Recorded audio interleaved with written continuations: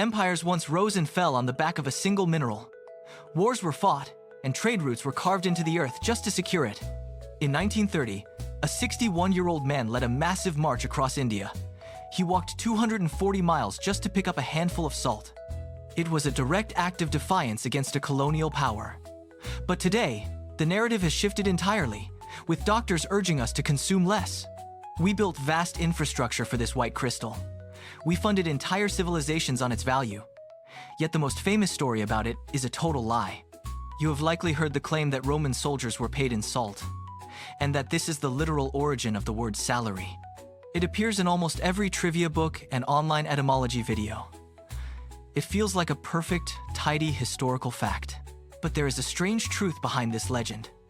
The story does not actually start in the ancient Roman Empire at all. For 2 centuries, this myth has been repeated as absolute truth. It is found in dictionaries and academic texts across the globe. The trail of this myth is actually quite bizarre. It leads us away from the Colosseum and into the world of 18th century publishing. In 1771, an Italian dictionary editor looked at the word for salt and the word for salary, and he simply assumed they were linked. He made an educated guess, and that guess was copied by every subsequent source. It became a historical fact through sheer repetition. If you dig into actual Roman military records, you will find no evidence of soldiers ever receiving bags of salt as their wages. Roman soldiers were paid in coin. The idea of a salt-based paycheck is a complete fabrication of later historians. The term salarium likely refers to a tax on the salt trade, rather than the seasoning itself. The myth is effectively busted. No laboratory analysis is required to disprove it. It was just a case of very confident, yet mistaken, 18th century copy editors. It is a fake story built upon a foundation of very real economic value. Salt was indeed precious, but not for the reasons we thought. Let us return to the 12th of March 1930. A man in Gujarat begins a long trek toward the coast with 78 loyal followers. They are walking to perform a technically illegal act. They intend to gather salt from the beach in open defiance of British law. The British colonial logic was simple and cold. Everyone needs salt to survive, so if you tax it, you have guaranteed revenue forever. They were not merely taxing a flavor enhancer, they were taxing a biological necessity, and they knew exactly how much power that gave them. This mattered because human nerves rely on sodium to conduct electrical signals. Without it, your body simply cannot function. Going without salt is not a matter of personal preference. It is a fundamental survival requirement for every living person. The British were holding a basic human need hostage to maintain control. It was a calculated, albeit cruel, political strategy. The march lasted 24 days and covered 240 miles. It became a powerful symbol of resistance against oppression. By the end of that year, roughly 60,000 people had been arrested for the simple act of making salt from seawater. But remember that modern advice to eat less salt? The story of this mineral takes a wild turn in the early 20th century. On the 1st of May 1924, a new product hits the shelves in Michigan. It looks like normal salt, but it contains one invisible, life-saving addition. Doctors in the iodine-poor regions, often called the goiter belt, had been witnessing a strange epidemic for years. People were developing large, visible swellings on their necks. For a long time, there was no clear explanation for why this was happening. Eventually, medical professionals realized the environment was the culprit. The soil and water in these regions were severely lacking in iodine. A study conducted on thousands of Ohio schoolgirls provided the missing piece of the puzzle. The body was struggling to maintain balance. Without enough iodine, the thyroid gland, your body's internal engine controller, begins to malfunction and swell up. It expands like a balloon, desperately trying to capture any tiny scrap of iodine it can find in the bloodstream. This visible swelling is known as a goiter. It was a clear sign of a widespread nutritional deficiency affecting the population. The solution was elegant and simple.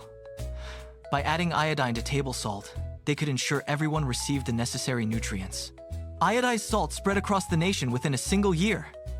It was a massive, coordinated effort to improve public health. The results were staggering. Michigan's goiter rate plummeted from nearly 39% down to just over 1% by 1951. It was a triumphant public health victory. One simple, cheap fix had saved countless people from a debilitating condition. However, by making salt a universal staple in every American pantry, we inadvertently set the stage for a completely different crisis. This new problem would not show up as swellings on necks. Instead, it would manifest in nutrition labels and long-term health statistics. There was a small catch.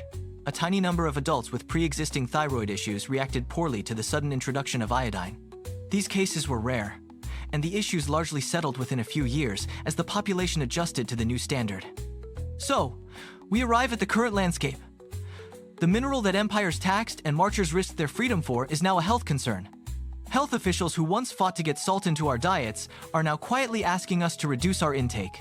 The underlying reason remains the same as it was centuries ago. Sodium is essential for your nerves and your fluid balance. It was absolutely priceless when it was scarce. But in the modern flood of sodium we consume today, it has become a hidden risk. Most of our excess salt intake does not come from the shaker on your kitchen table.